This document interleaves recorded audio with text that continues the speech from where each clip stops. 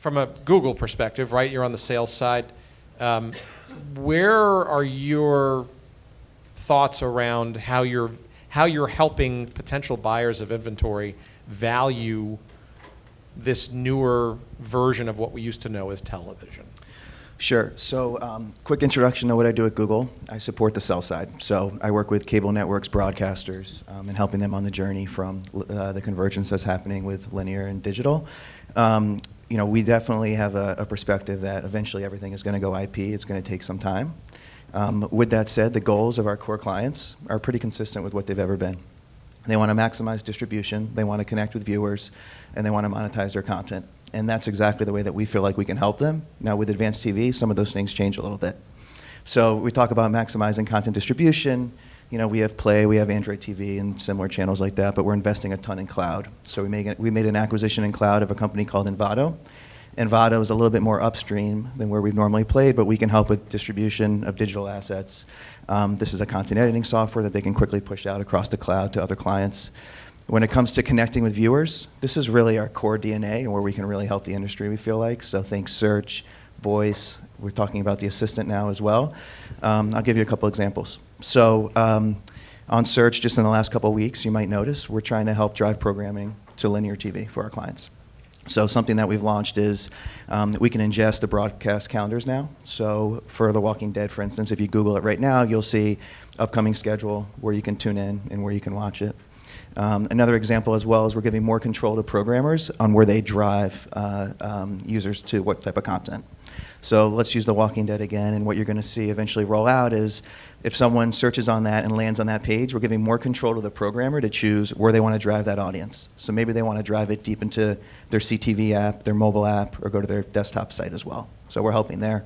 The last piece is on the monetization side, and that's where I play the most, and that's a lot of work we're doing there is on DoubleClick. And so there's two things that are really important to us. So as we see live linear feeds and long-form VOD content come over onto digital platforms, OTT, CTV, we want to help stand those up. And so first thing that's the most important is consumer experience. We want there to be a beautiful experience that people are used to seeing on TV with content and ads. And so we're doing that all server side through a technology called DAI, Dynamic Ad Insertion. It was a company we bought a few years ago, mDialog, that we've weaved into our stack. But this allows for true one-to-one addressability, linear signals, not on a TV, over IP. But we've seen tremendous growth there. And so all the elections from Fox News, CBS, we're on that platform. We do all the NFL games for CBS, and we're doing long-form programming as well. But that's really where we see the future going. And then another major piece of investment, of course, is programmatic in those channels. And to me, that feels a lot like how mobile felt, 5-6 years ago. It's coming together. We're seeing more adoption on those screens. Very few clients, the Hulus, the Netflix, they have the real scale. I think everyone else is still a growing part of the business.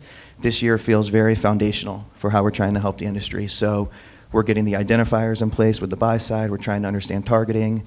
A lot of the DSPs that are buying, they started off as display DSPs or mobile DSPs. And so there's a lot of education that has to happen on what's this inventory look like, how do we value it. Where's the value then that you see when you're selling into the ecosystem, right? So is that, I heard metadata maybe in there, using the Google machine of all the touch points that you have. I heard DoubleClick for video or DoubleClick for television, which has been a years-long dalliance, shall we say, hot and cold. It doesn't sound like you're supporting a Nielsen television system, right, as we talked about previously. Where do you think, and maybe it's still embryonic, and that's fair, where do you sort of see the value proposition? Is it in helping re-aggregate lost audiences in a rolled-up Nielsen rating, or is it more the dynamism of ad targeting and digital bidding and buying? Yeah, so I think as an ad tech player, in an open ecosystem, we have to support whatever currency that the buy and sell side wants to use, and so we support all first-party, third-party data, Nielsen Comscore. They're going to decide that. There is some data that we think we can lend to the conversation, like brand attribution through search. We help, I'm sure, many of the agencies here through that tool. I think where we can make a real difference is obviously on the programmatic platform. I mean, that's true one-to-one targeting, and as the signals get better, I think that's only going to get more precise.